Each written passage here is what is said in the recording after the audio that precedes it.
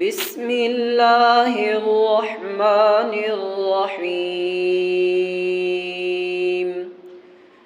ألم تر كيف فعل ربك بأصحاب الفيل ألم يجعل كيدهم في تضليل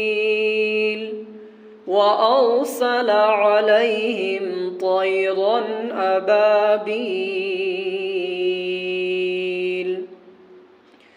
ترميهم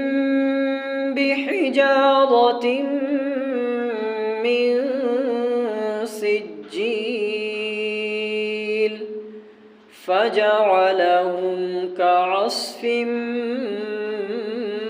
مأكول صدق الله